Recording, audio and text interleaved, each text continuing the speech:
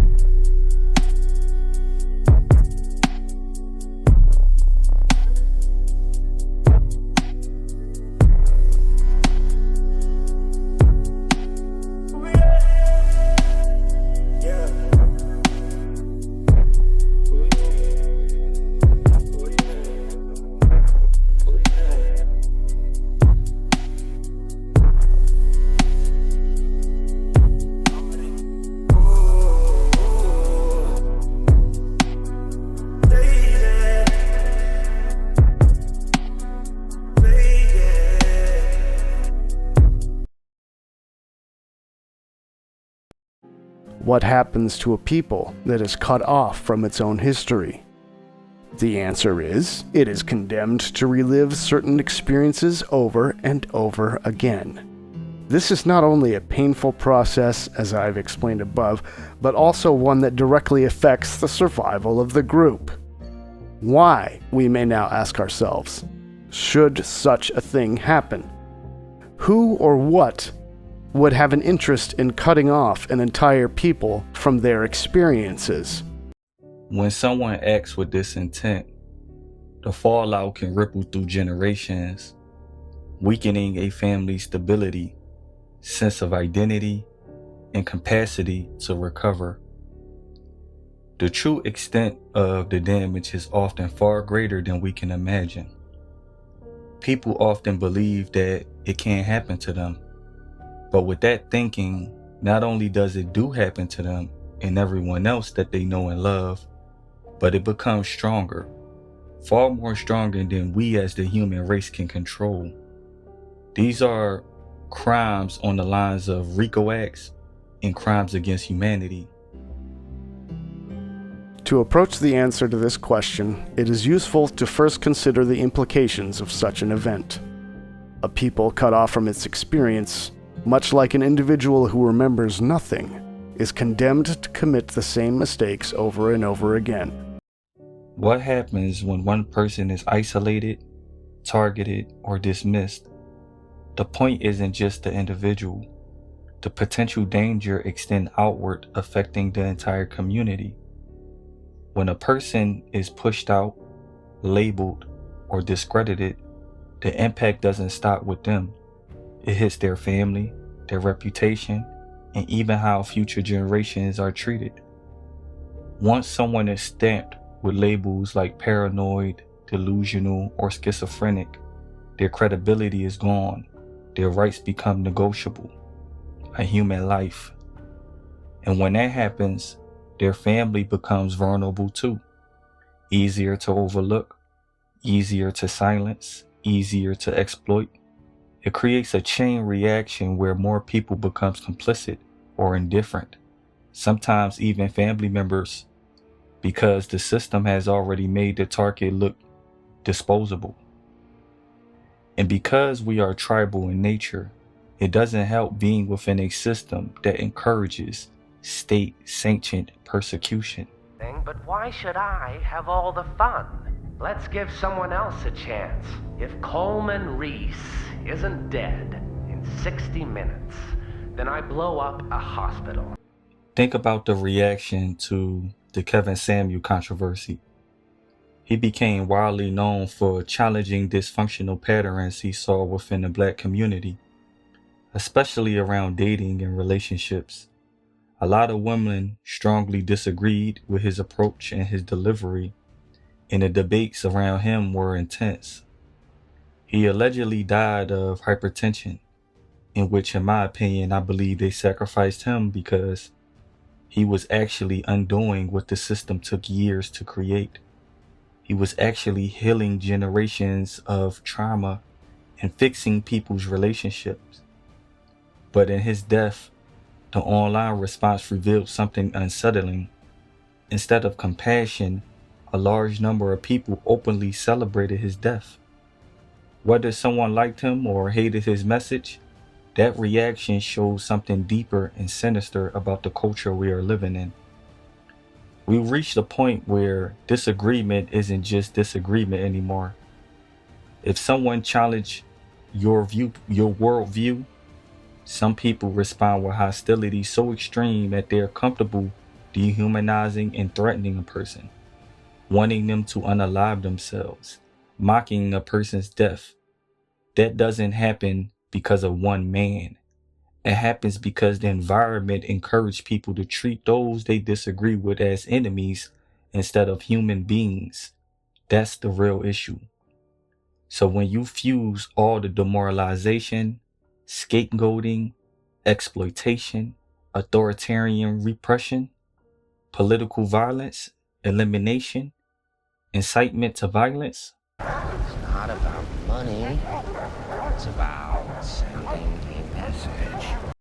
to the subconscious. The program created a subculture of people that willingly participate in pervertedness, sexual deviancy, degeneracy, taboos, secret oaths, witchcraft, and tribal sacrifice, all built on exploitation and financial benefit and gain. This is why you see it all the time. Families receiving massive settlements from local, state, and federal agencies after a so-called mental health crisis of a family. These be occult ritual sacrifices. After someone has been harmed, restrained, or killed, all because their warnings were dismissed instead of investigated. But the real issue is bigger than a single person or a single family. If one person can be stripped of credibility simply for trying to speak up, then anyone can, especially people who know too much, ask the wrong questions, or can expose what others will rather keep hidden. That's when the threat stops being individual and becomes systematic.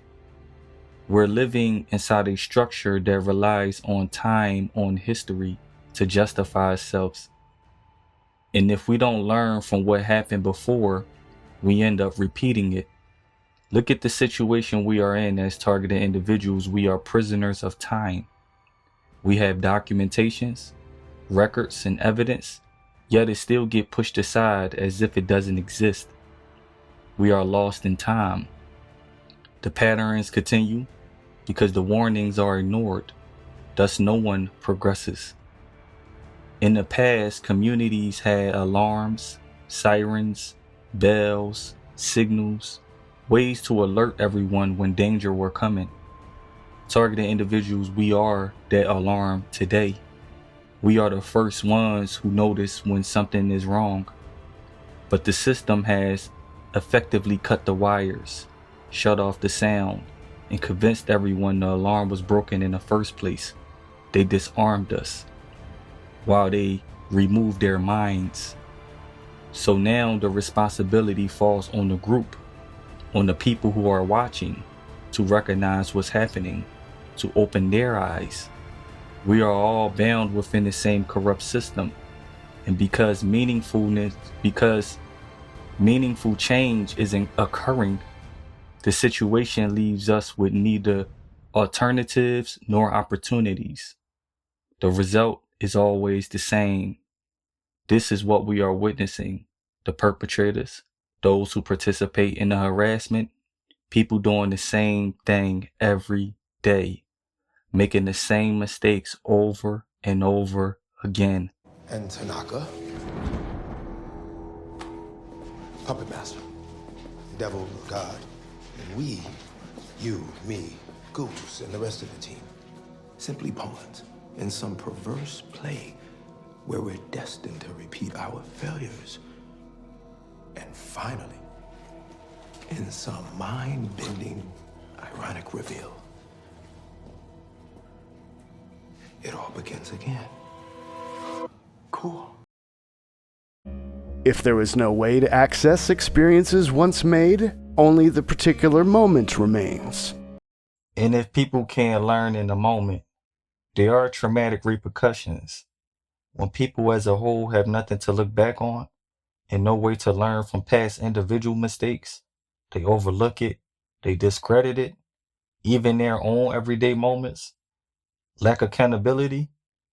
Tragically, it often ends and it often seems that the way, the only way people wake up and the only way people will learn is when lives are lost. And while some are beyond saving, there is a way to instantly snap someone out of their toxic delusion.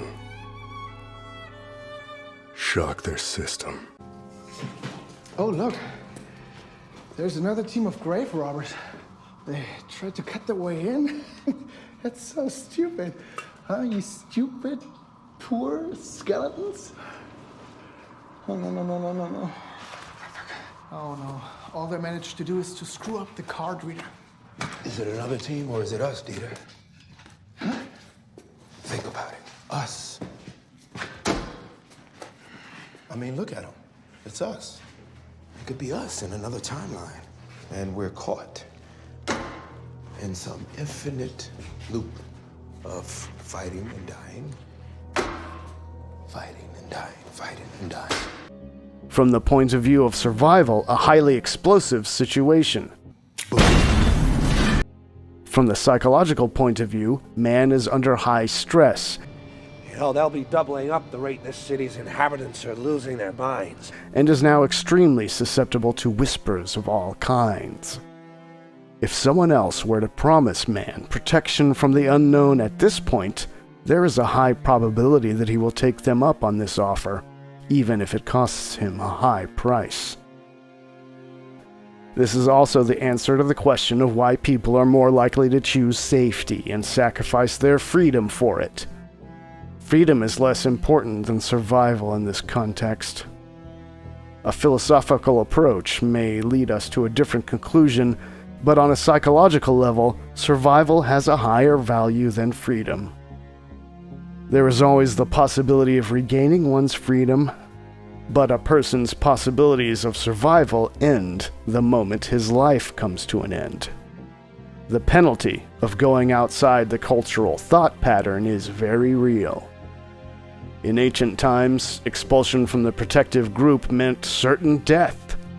But even today, the discrimination that accompanies it is hard to bear for those affected, and quite a few break. It is a harsh punishment. The harshest there is. It is even harsher than death, because the suffering is prolonged once again. Thus, in the Roman Empire, an interdict, Latin interdictum, was considered a punishment to enforce or forbid an action. There were whole treatises on various forms of threat through exclusion. Thus, exclusion from the community as a threatening element and means of exerting coercion on people has long been used by rulers, and is an inherent element of the construct of the state. Also, the manipulated people have always been happy to participate in the exclusions. Rulers have their henchmen, who, along with compliant aides, press the people to form a mass or majority behind which the individual is supposed to lose its value. The truth, however, is that the rights of the people are not limited either by the generality or by a supposed majority. A group cannot have more rights than an individual. From where should it also have obtained this right? A person cannot acquire new rights by joining a group, nor can he lose rights he already possesses. As Ayn Rand said, "The principle of individual rights is the only moral basis of all groups and organizations. Any group that does not recognize this principle is not an organization, but a gang of criminals."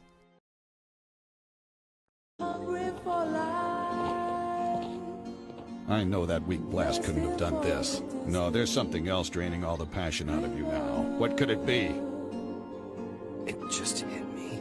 I don't know what I'm fighting for anymore. I've spent most of my life fighting, being angry. What? I gave all I had against Goro and Sensui, but it was for their reasons. They wanted someone strong to take their lives, but what's my reason?